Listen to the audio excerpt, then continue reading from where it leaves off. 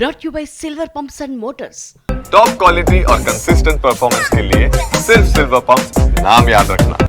Offer closes soon. ఆలోచిస్తే ఆశాభంగం అంటున్నారు GHMC అధికారులు. ఈ ఆర్థిక సంవత్సరం చివరి 3 రోజుల్లో బకాయిలు చెల్లించి 90% రాయితీ పొందాలని సూచిస్తున్నారు. మరోవైపు ప్రభుత్వం ప్రకటించిన ఓటీఎస్ పథకానికి ప్రజల నుండి కూడా మంచి స్పందన వస్తోంది. ఆస్తి పన్ను బకాయిల చెల్లింపుల కోసం తెలంగాణ ప్రభుత్వం ప్రకటించిన వన్ టైం సెటిల్మెంట్ పథకం ఈ నెల 31తో ముగుస్తుంది. భవనాల యజమానులు త్వరపడాలని సూచిస్తున్నారు అధికారులు. ఉగాది, రంజాన్ పండుగ రోజుల్లో కూడా ఆస్తి పన్ను చెల్లింపుల కోసం కౌంటర్లు తెరిచే ఉంటాయి. ఇంటి యజమానులు గడువులోగా తమ పన్ను బకాయిల్ని చెల్లించి వడ్డీపై 90% రాయితీ పొందాలని సూచించారు అధికారులు. సిటిజన్ సర్వీస్ సెంటర్లు, ఈ సేవా కేంద్రాల ద్వారా పన్ను బకాయిలు చెల్లించవచ్చు. సర్కిల్ కార్యాలయాలు, హెడ్ ఆఫీస్లోని సిటిజన్ సర్వీస్ సెంటర్లు ఉదయం 8 నుంచి రాత్రి 11 గంటల వరకు పనిచేసేలా ఏర్పాటు చేశారు. అలాగే ఇంటి దగ్గరకు వచ్చే బిల్ కలెక్టర్లు కూడా నేరుగా ఆస్తి పన్ను చెల్లించి రాయితీతో కూడిన రసీదుల్ని పొందవచ్చు. మై జీహెచ్ఎంసీ యాప్ ద్వారా ఆస్తి పన్ను చెల్లించే వెసులుబాటు కల్పించారు అధికారులు. 41 crores దీనివల్ల పబ్లిక్ పే చేసిన వాళ్ళకి ప్రభుత్వం నుంచి బెనిఫిట్ అందడం జరిగింది. మీ ద్వారా నా రిక్వెస్ట్ ఏంటంటే, ఇప్పుడు మార్చ్ 31 వరకే ఈ స్కీమ్ గడువు ఉంది. ఈలోగా ఈ స్కీమ్ యూటిలైజ్ చేసుకొని అరియర్స్ ఉన్నవారు అరియర్ ఇంట్రెస్ట్లో 90% మాఫీ అవుతుంది కనుక యూజ్ చేసుకోవాలి.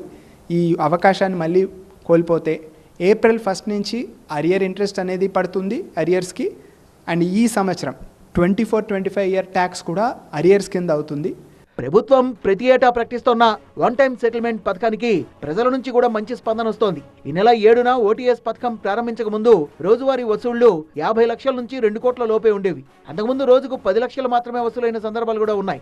ఓటీఎస్ పథకం అమల్లోకి వచ్చిన తర్వాత రోజువారీ కలెక్షన్ 20 కోట్ల రూపాయలకు పెరిగింది. ఈ ఏడాది 2000 కోట్ల రూపాయల ఆస్తి పన్నులు వసూలు చేయాలని టార్గెట్ గా పెట్టుకుంది జీహెచ్ఎంసీ. ఇప్పటి వరకు 1760 కోట్ల రూపాయల వసూళ్లు సాధించారు అధికారులు. గ్రేటర్ వ్యాప్తంగా ఉన్న 19 లక్షల భవనాలకు గాను 13 లక్షల భవనాల యజమానుల నుంచి ఈ మొత్తం వసూలైనట్టు అధికారులు చెబుతున్నారు. సెలవు రోజుల్లో కూడా కౌంటర్లు పనిచేస్తాయన్నారు.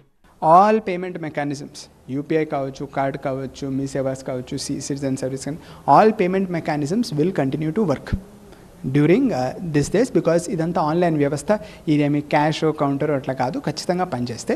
గతంలో గ్రేటర్ హైదరాబాద్ పరిధి వరకే ఉన్న ఓటీఎస్ అవకాశాన్ని ఈసారి రాష్ట్ర వ్యాప్తంగా అమలు చేస్తోంది తెలంగాణ ప్రభుత్వం. జీహెచ్ఎంసీ తరహాలోనే రాష్ట్రంలోని మున్సిపల్ కార్పొరేషన్లు, మున్సిపాలిటీల్లో ఆస్తి పన్నుపై 90% బకాయి వడ్డీని మాఫీ చేస్తూ నిర్ణయం తీసుకుంది. మార్చి 31 వరకు ఆస్తి పన్నుతో పాటు వడ్డీ కేవలం 10% చెల్లించే వారికి ఈ పథకం వర్తిస్తుంది.